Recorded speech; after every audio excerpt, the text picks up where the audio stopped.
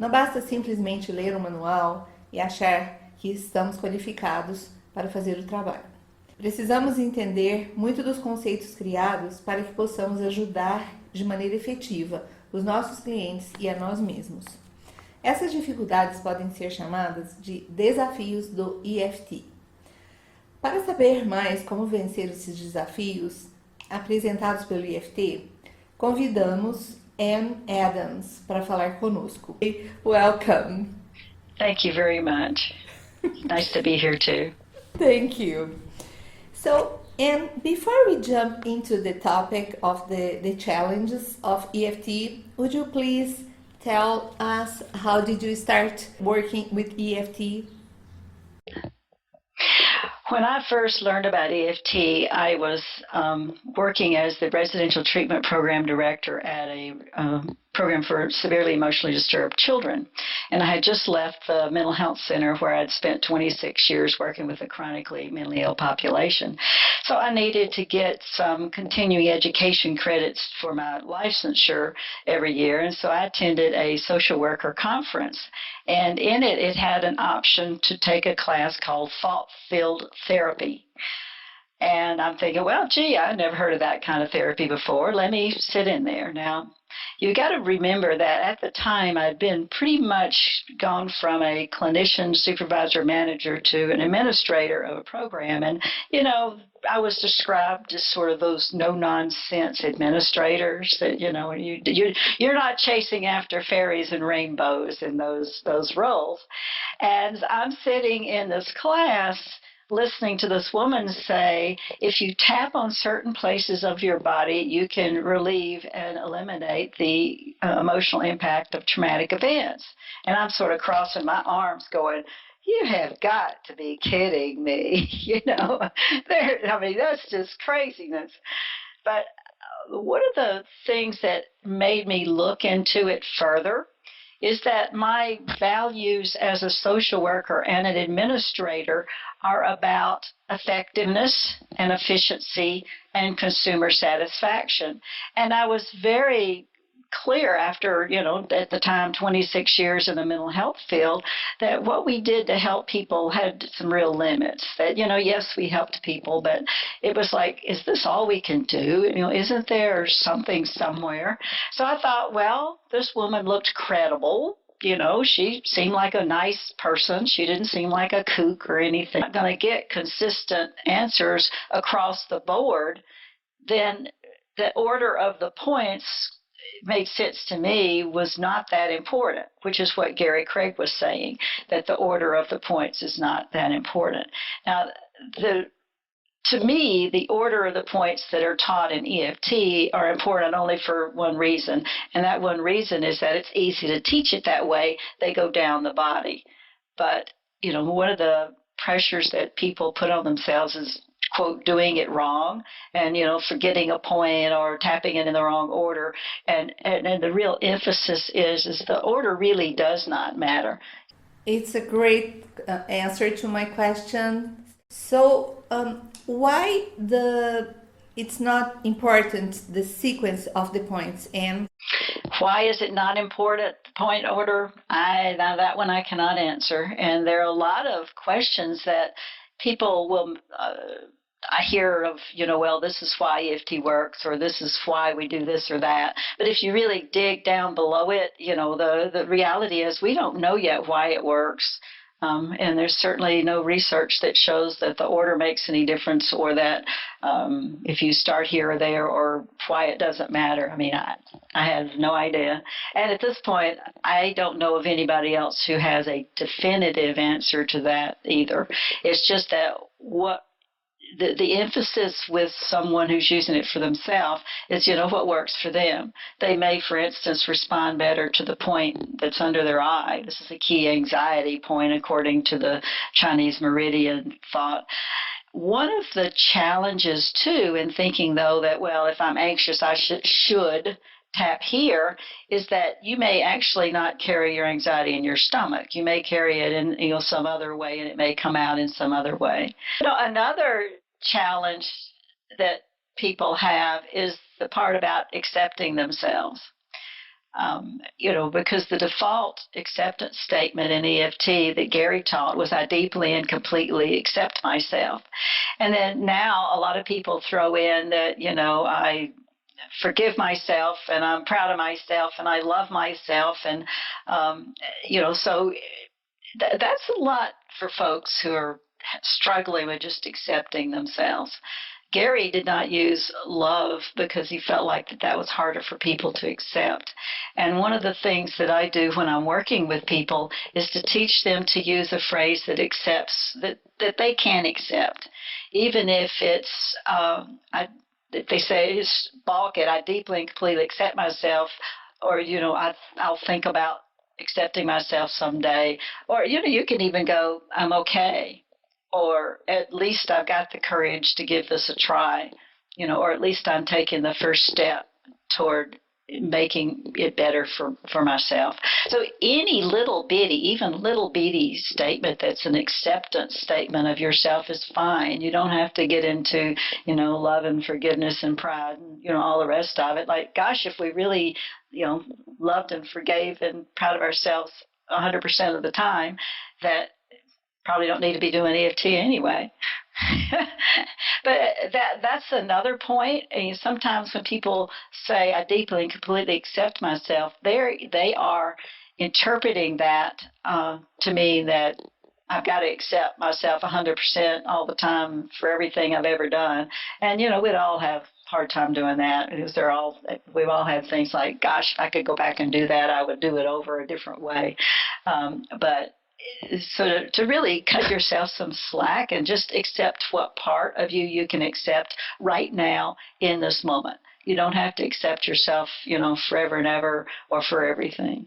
Oh, there's lots of challenges. One of the challenges that people have is actually introducing it to other people. I hear that a lot in the classes from the counselors. Well, how do I introduce this to my, my clients? And one thing to remember is that you're not really selling EFT as EFT. Your client is not interested in what technique you're using. They came to see you as the expert who could help them in some way get additional tools, so that they can improve their life. So, they don't really care a whole lot about whether it's CBT or exposure therapy or EFT or TFT or TAT or any of the rest of it. So, you're simply talking about that. You're talking about the benefits. For instance, you've got a long-term client. He's coming up with the same problem or situation or story over and over. And you just say, we've discussed this a lot, and I've just been learning about a new technique that I would like to try and see, how that works with you. Are you willing to give something new a chance? So, you'd have tried all sorts of other things. It hasn't worked. What you got to lose here? A few minutes. Relate to what you said, because when I was beginning to work with EFT, I was so uncomfortable explaining to the client that the client would feel uncomfortable and they go, oh my God. And then now I feel comfortable and I say like, this is great, this is amazing. You should not pay me if you not get any results. And they go, oh yes, please teach me this technique. So it's the energy we are giving to the other people too, right? Yes. If you're comfortable using it, your client is going to be comfortable using it. And also, if you'll think about it, another way I explain it is that this technique utilizes points in our body that we naturally do. We scratch our head or just, hold our hand like that, or we put our hand over right here, or we put our hands, over our face that touches it. We rub under our eyes, we rub around here. I'm forever doing this, we scratch here. We may go, oh, like that. We cross our arms and, our hands under our arm. And the finger points, we don't even put our finger in our mouth like this when we're thinking. Or drum our fingers on the table. Thrum, thrum, thrum, thrum, thrum. Some of us, even bite our fingernails. Actually, that was one of the first things that I used it on. Not really even directly, that I was working with someone who said they wanted to quit biting their fingernails. And so we went through the process with that. And what I recognized, was that I wasn't biting my fingernails anymore. And, I noticed about 2 weeks later that I had fingernails show up in, pretty unsuspecting ways because I was not focusing on, not biting my fingernails. Which is, I think, another challenge. We don't always recognize the areas that EFT could be helpful with, so that one of the challenges is like you start hearing on the internet or reading, well, you got to clarify this specific event and, create this setup and then, these reminder phrases. Well, that's pretty overwhelming to people. So a terrific place to start is simply with your breathing, to take those slow, deep breaths. As we did before the interview. Yes, we did that. Yes, we did. Introduce EFT to someone is the physiological symptoms or sensations that whatever you're dealing with brings up. Another easy way for beginners, and whether that's that it's your client's a beginner that using it or you're the beginner using it, is to simply focus on the physical sensations that come up, that you sort of, again, close your eyes, go inside your body, where are you feeling that emotion or upset or the discomfort? You could use it either for just the pain or discomfort in your body, or the physiological manifestations or sensations of what's going on in your body as you're upset, because that's how you know you have an emotion. If you're angry, to say I'm angry is a thought, but how do you know you have that feeling? And that does certain things. Your muscles might tense up, or, you get the tightness in your chest, or your head starts to pound, or whatever. Different people respond different ways to different emotions. So to really close your eyes and go inside and describe what the physical sensation is like and simply tap for that. Even though my muscles are tight, I accept how I feel right now in this moment. Can you give us an example of a client that you worked with this body sensation, and so people can relate better? Okay. I had a client who came in who was angry at her mother for something that was, pretty much of a chronic kind of thing. Her mother consistently did this behavior. So we said, okay, well, rather than work on that, the scene, or have to try to go back to where that first started or her first memory of that, which, EFT and, can really help with and do. It's much simpler for the client to go, okay, let's just deal with the physical sensations right now. Okay. So it's in the little groove right here. Let's see if I can really show that right there on the finger right there. And that on the fingers, on the body side. So you're tapping on the body side.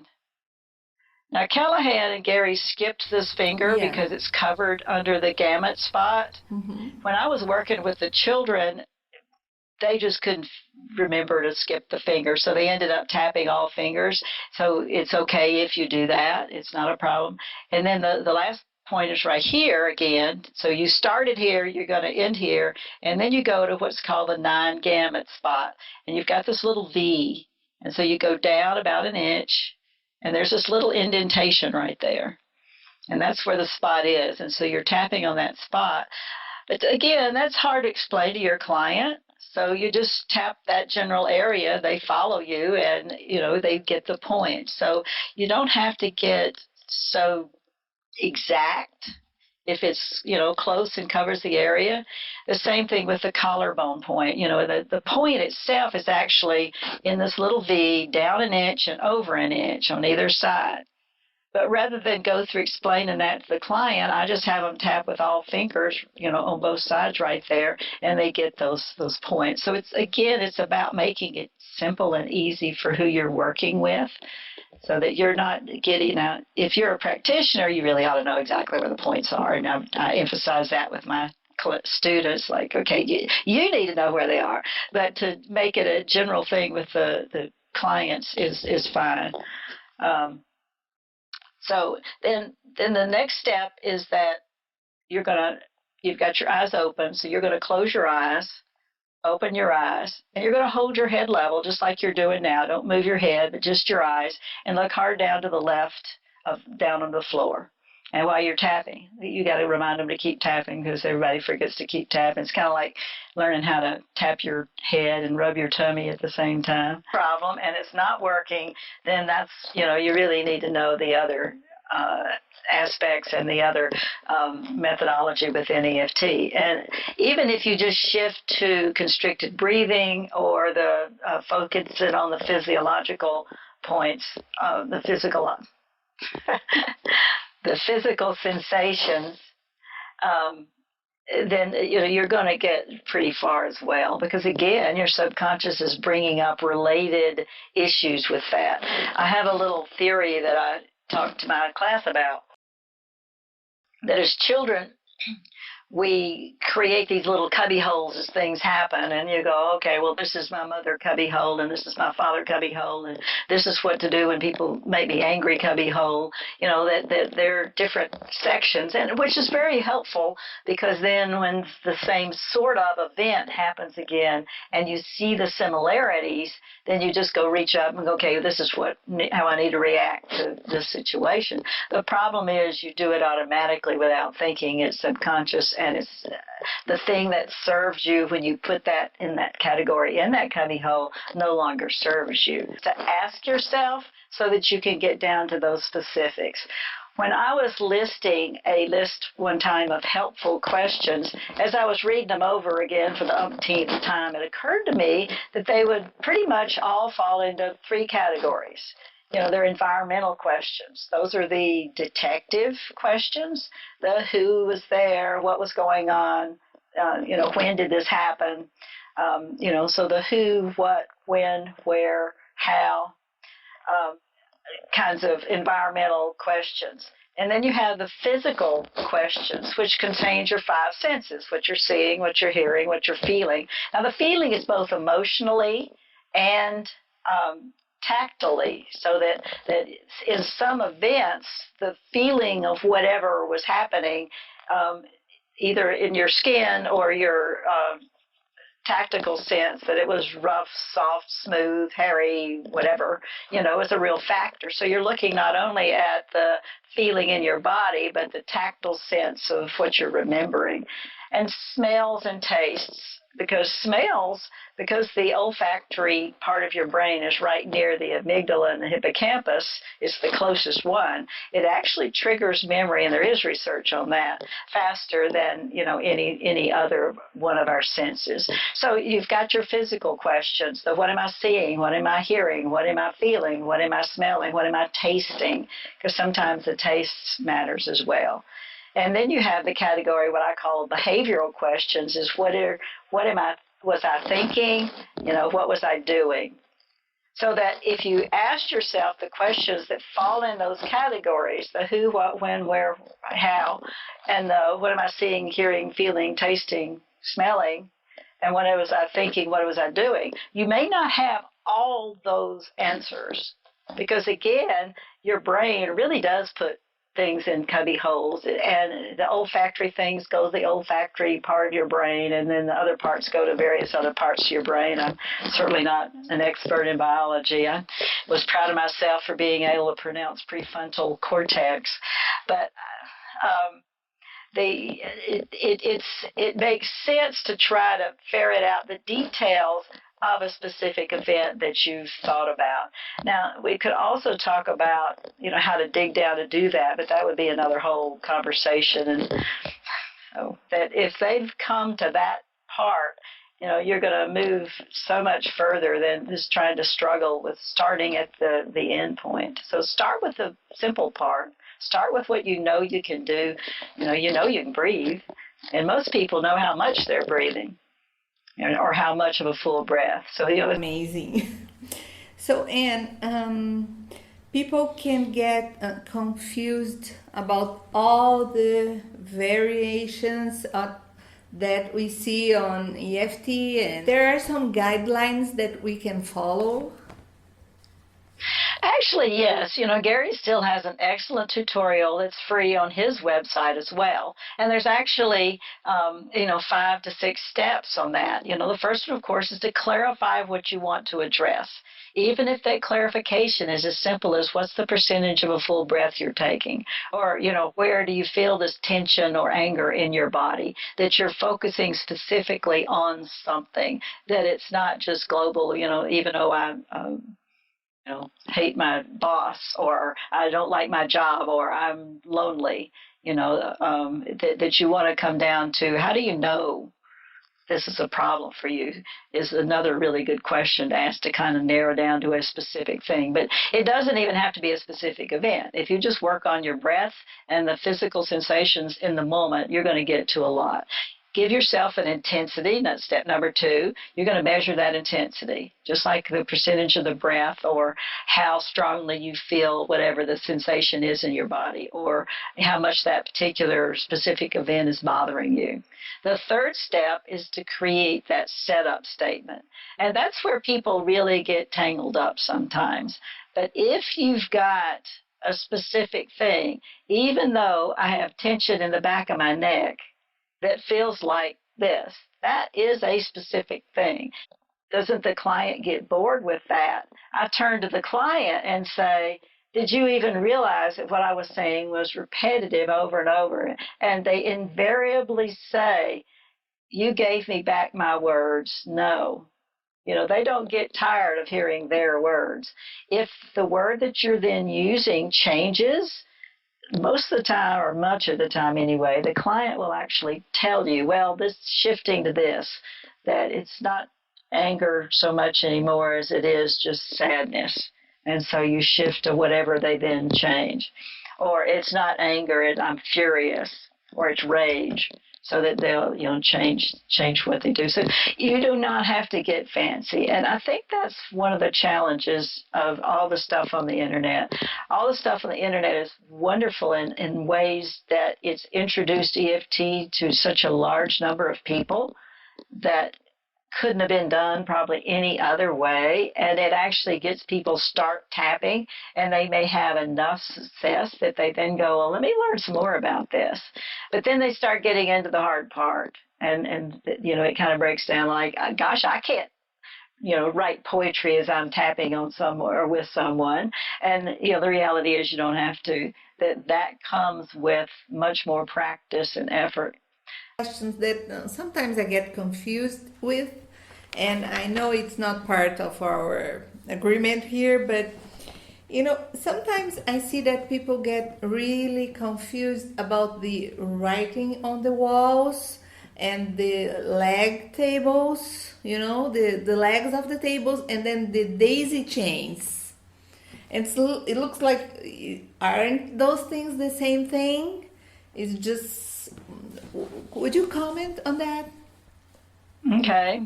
All of those are metaphors that Gary came up with to attempt to explain things in a more simple way. Mm-hmm. So it's fascinating that people get confused sometimes when you become overly simple or simple too many times stacked on top of the other. Yeah, right.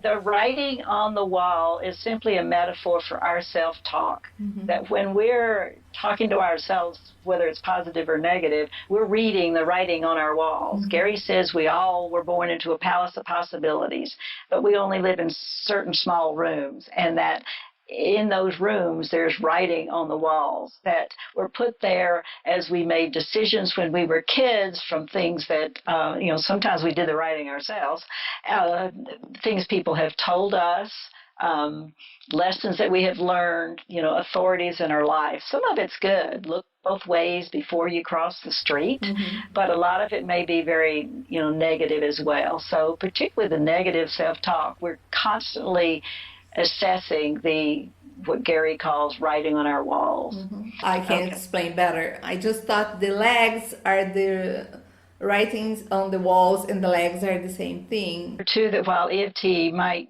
look simple, people are pretty complex.